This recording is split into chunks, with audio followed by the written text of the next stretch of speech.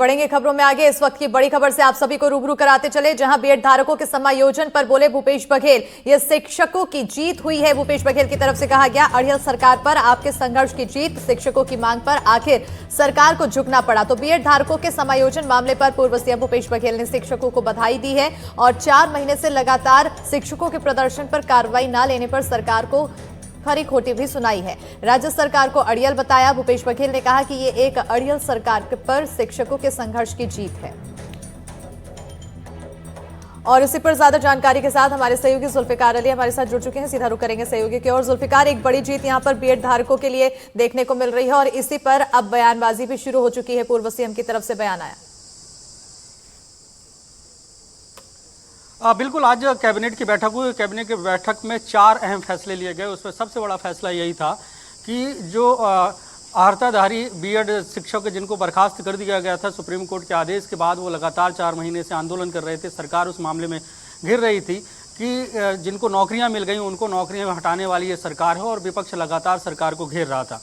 उस मामले में आज कैबिनेट ने फैसला लिया और कैबिनेट ने फैसला ये लिया कि 2621 जो बर्खास्त बीएड शिक्षक थे, सहायक शिक्षक थे, उनको सरकारी नौकरी देने का फैसला लिया गया है। इसके तहत जो सहायक प्रयोगशाला लेबोरेटरीज में होते हैं टेक्नीशियन, उनकी भर्ती में इनको प्राथमिकता दी जाएगी। और 2621 ये पद हैं और छत्तीसगढ़ में 4422 पद इस पोस्ट के लिए खाली हैं, जिसमें से इनको समायोजित किया जाएगा।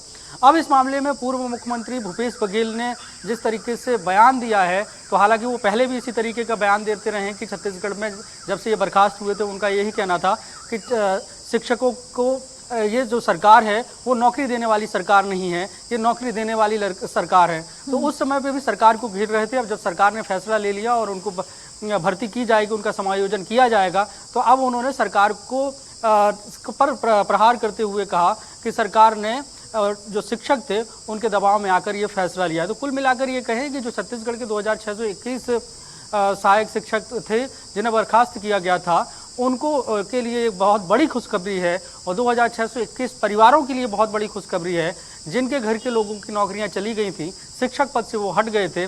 अब वो सहायक प्रयोगशाला के पद पर उनकी नियुक्ति की जाएगी और जो शर्तें रखी गई हैं उन शर्तों को अगर वो पालन उनको करना होगा। जो 8 साइट से जिन्होंने 12वीं की परीक्षा उत्तीर्ण की है उनको 3 साल का समय दिया है कि वो मैथ और विज्ञान के सब्जेक्ट के साथ 12वीं की परीक्षा उत्तीर्ण करेंगे और उनको 3 साल का समय और अलग से एक प्रशिक्षण दिया जाएगा। तो कुल मिलाकर हम ये कह सकते हैं कि प्रदेश के 2621 बीएडधारी शिक्षकों के लिए जिन्हें बर्खास्त किया गया था, एक बहुत बड़ी खबर है। बिल्कुल, एक बहुत बड़ी खबर है, एक बहुत खुशी की खबर है। लेकिन अब इसकी प्रक्रिया को लेकर अगर जानकारी, आखिर अब कब से इसके लिए आगे की प्रक्रिया शुरू होगी? इसके आगे की प्रक्रिया कैबिनेट ने फैसला ले लिया है और इसके बाद नोटिफिकेशन जारी होगा और उसके बाद प्रक्रिया होगी।